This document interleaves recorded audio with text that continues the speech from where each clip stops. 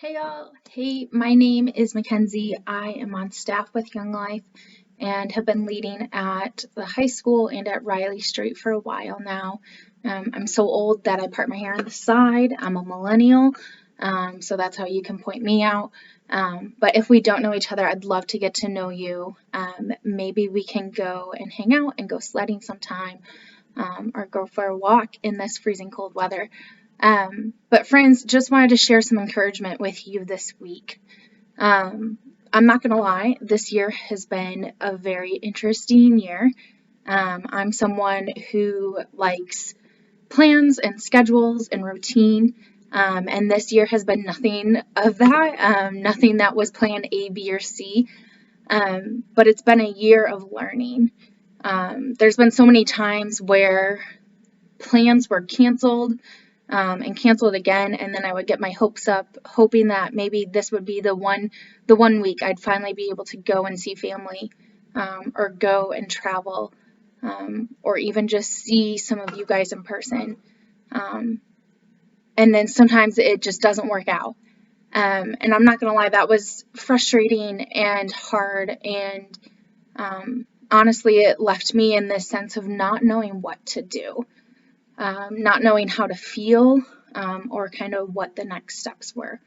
I found myself kind of frantically running around trying to come up with some sort of rhythm and order of writing a list of things to do during quarantine to keep me motivated, or things to do to keep me focused on my job and on my friends and my family.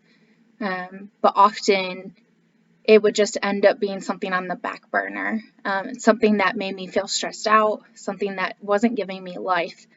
But somewhere in the middle of spring / early summer last year, it just came to me. I think it was really God telling me to sit and to spend time with Him. And in this quiet time, I had read the story of Mary and Martha in the book of Luke. And I felt like it resonated with me, and I hope it can be something that can be an encouragement to you as well.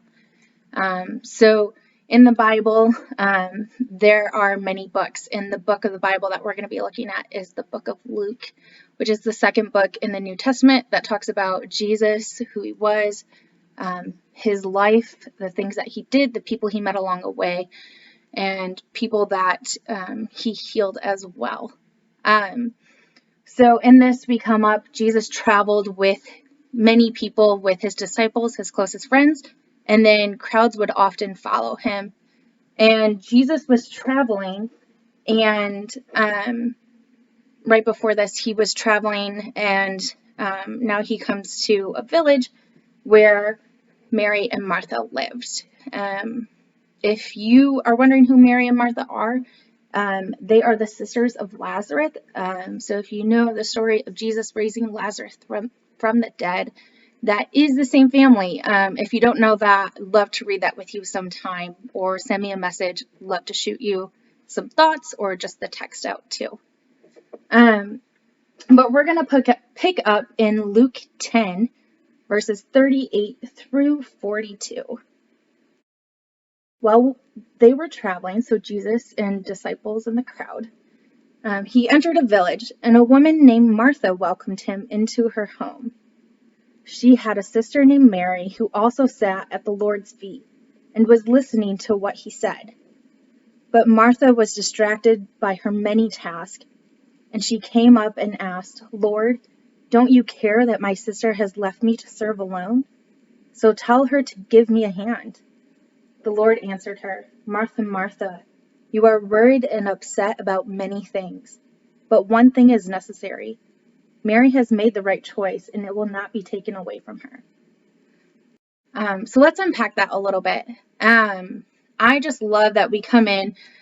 Jesus didn't just come to big event centers or big places, but He came to people's houses. And I love that that's what He did. And He came to Mary and Martha's home. And I think I kind of resonate with Martha in this story. I don't know if you resonate with someone in this, but I felt like Martha. Martha was doing all the things. She was probably frantically cleaning. If you've ever had like your parents say, "Hey, we got guests coming over, like we need to clean the house. We have 10 minutes." I feel like that was the kind of moment that Martha was in. She wanted the house to be spotless. She wanted food to be delicious. She wanted to serve Jesus with everything. And I'm not saying that serving God and serving Jesus isn't a good thing. That is a good thing. But starts to become a bad thing when you spend more time worrying about the little details and serving Him than spending time with Him and being in a relationship with Him. And that's what Mary was doing. Yes, Mary probably helped out in preparation, or even helped Martha out afterwards, but she decided to center her focus on spending time with Jesus and sitting at His feet.